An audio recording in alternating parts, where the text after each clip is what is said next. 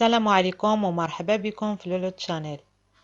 بما اننا مازال في تحضيرات رمضان، اليوم ان شاء الله غادي نقدم لكم بريوات باللوز. نتمنى ينالوا اعجابكم. ندوزو دابا المقادير وطريقة التحضير. المكونات اللي غادي نحتاجو: العقدة ديال اللوز، عندي كيلو ديال اللوز اللي كنغسلوه مزيان، كناخدو المغليان كيكون سخون، كنديرو فيه اللوز تقريبا 5 دقائق حتى ل7 دقائق، وكنقشروه كنزولو له القشره ديالو، كنعاودو نغسلوه مزيان، كنصفيوه، كنفرشو توب نقي، كنفرشو عليه اللوز، كنخليوه يبات ليله كامله حتى لتاني يوم حتى كينشف مزيان.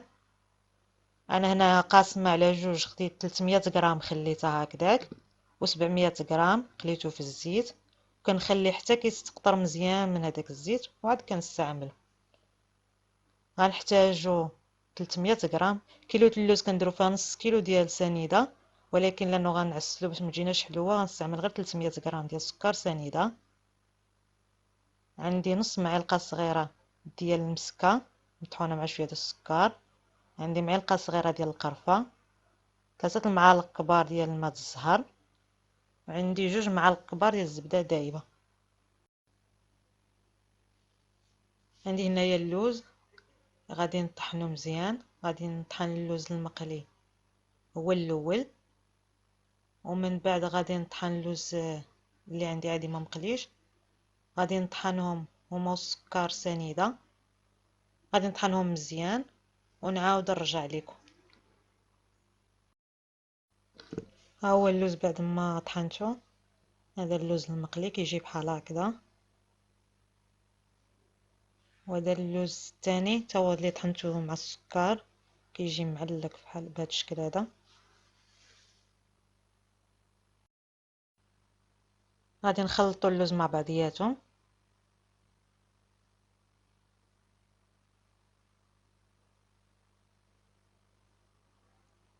ونضيفوا لهم المقادير اللي عندنا. غنضيف له القرفه،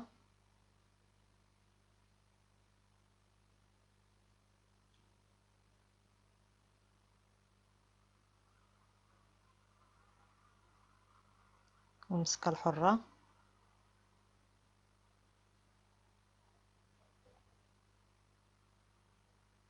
وماء الزهر،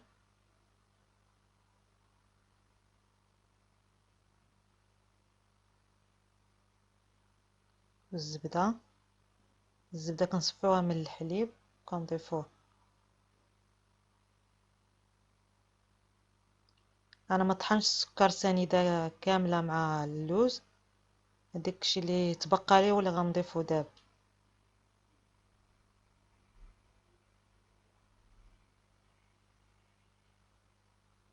كنخلطوا جميع العناصر مزيان، ولا شفنا محتاجه مازال الماء الزهر غنبداو نضيفو شويه بشويه.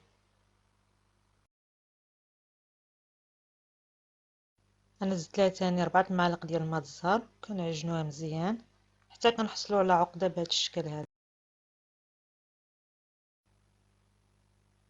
كناخذ العقده ديال اللوز كنشكل منها كويرات صغار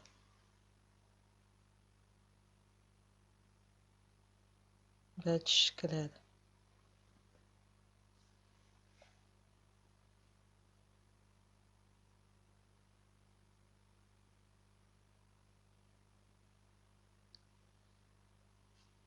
كنبقاو مستمرين بهذه الطريقه حتى كنكملوا العقده اللي عندنا كامله. عندي الورقه ديال البسطيله، استعملت تقريبا كيلو ديال الورقه، كنقطعوها بشكل شرائط طوليه بهذا الشكل هذا. الجهه الرطبه كتكون من برا والجهه الحرشه كتكون من الداخل. عندي خليط ديال الدقيق والماء بهذا الشكل هذا، هو باش غادي نسدو البريوات ديالنا.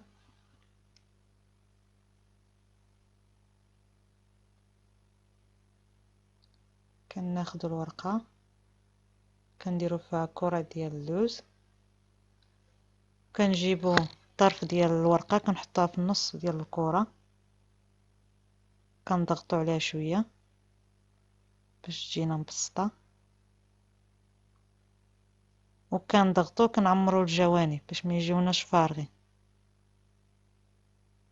حنا ما كنفوتوش هاد الحداده، وحنا كنطويو وكنضغطو،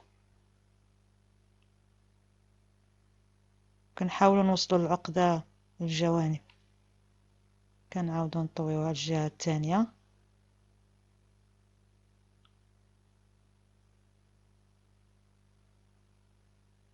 كنستمروا بهذه الطريقه هذه.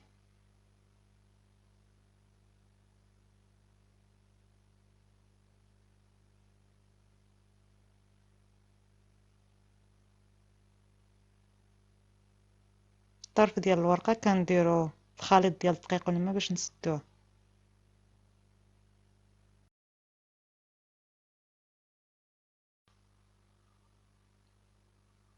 وكنحصلوا على بريو بهذا الشكل هذا.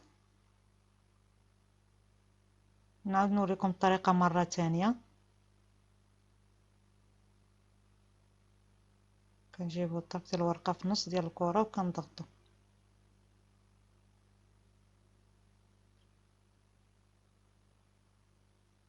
كنديروا نفس الطريقه الاولى، كنستمروا على هاد الشكل هذا حتى كنكملوا جميع الكويرات اللي عندنا ديال العقده ديال اللوز.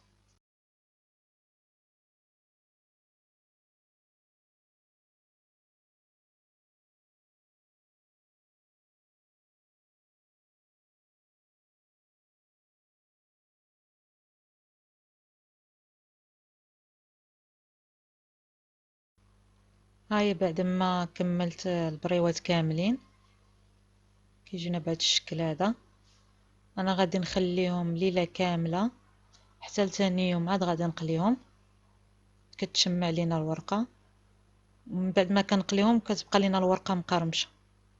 هما انا غادي نخليهم ليله كامله حتى لغدا ان شاء الله في الصباح ونعاود نرجع لكم.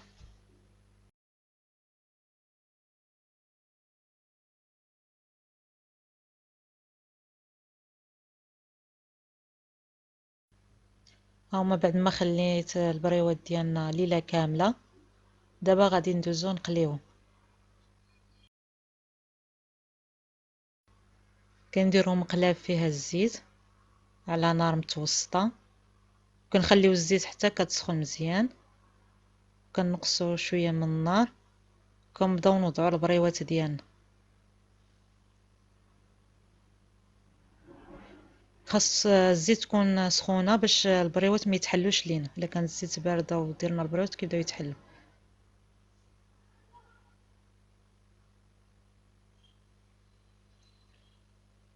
غادي نخليهم حتى يتحمروا من التحت وعاد نقلبوهم. ها هما البريوات ديالنا بعد ما طابوا كيجي لونهم ذهب بهذا الشكل. ما كنخليهمش يحمروا بزاف حيت مازال غادي نطفيوهم في العسل. كيجي لونهم ذهبي هكا. هذا العسل اللي سبق ودرت فيديو، غنخلي لكم الرابط ديال الفيديو اما في صندوق الوصف او هنا الفوق.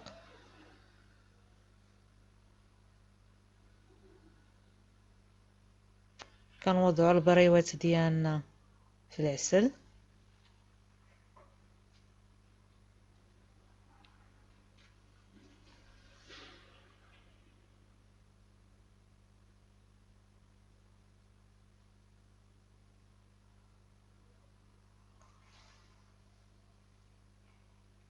كنخلي البريوات حتى كيتشربوا العسل مزيان.